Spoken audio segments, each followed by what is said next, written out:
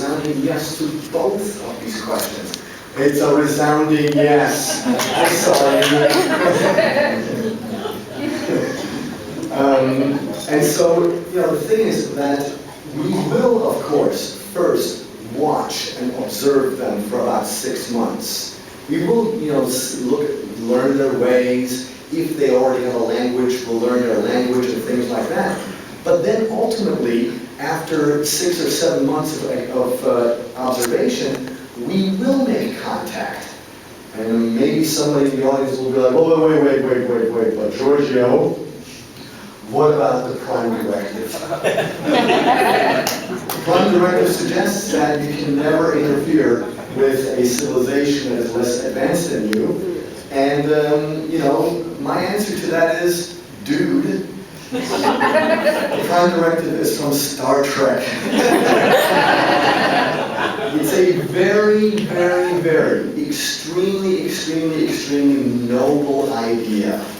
But ask yourself, when was the last time our species could ever leave anything unturned, untouched, unprobed, unpoked, as we are poking everybody on Facebook? It's in our human nature to just do stuff with things all the time. So we could not allow ourselves to just stand back and watch. And let's be honest, even in Star Trek, how many thousands of times was that prime directive broken, violated? So, that's just, the idea. And so, the day that we will decide to make contact, how will we do this? Well, we will descend from the sky. We will descend from the sky in some type of a smaller craft, and we will land directly in front of them. The hatch will open, and out we come in our spacesuits or whatever, and we're like, hey guys, what's going on? How are you? Let us show you a couple of things, because those people, as we are descending from the sky, they will fall to the floor, because they've never experienced anything like it. And we will have achieved instant godlike status. Now, first of all, we are very aware of the fact that we have achieved instant godlike status, and we will use that to our advantage. Make no mistake about that. Not, in my opinion, in a bad way, but in a way that we can tell them that they should listen, that we have to teach them a few things, and then that maybe they will help us build some stuff, and then we will disappear again.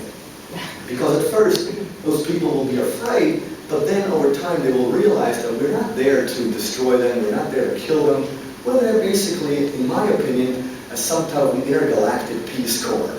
The whole idea of the intergalactic Peace Corps was given to me by Ken Feder, one of the biggest debunkers or, arch enemies of the ancient alien theory. And he was like, well, what? So extraterrestrials, they came here in the past as some intergalactic Peace Corps, and they just helped us out and stuff like this. And he said it so sarcastically, so dismissively and everything. And I was listening to that comment, and he's like, that's pretty damn good. Exactly, because that's what we do here on planet Earth. We go and we help other people who are in need. So, what's so bad about that? What is so dismissive and insulting about these things? So the debunkers are a funny bunch, but I shall refer to them a lot tonight. So like I said, we'll get there, we'll teach them a few things, and then when time comes for us to leave again, we will ask ourselves, okay, what can we do so that when they will have reached a technological level that is similar to ours today, that when those people look at their history books, our once real visit, physical visit, will not have been forgotten. And so we will decide to leave behind a calling card, or calling cards, where we will teach them how to use our tools with which they will assist us in building these giant monuments all around the world, most of which will contain mathematical messages or mathematical riddles. For example, the numerical pi, or the golden section, or the Pythagorean theorem, which, the Pythagorean theorem applies on planet Earth, it also applies to the planet Zubar. It's math. So, to suggest that, some other people, the Pythagorean theorem or the theory of relativity on other planets does not apply is nonsense. Physics is physics. It works anywhere in the universe.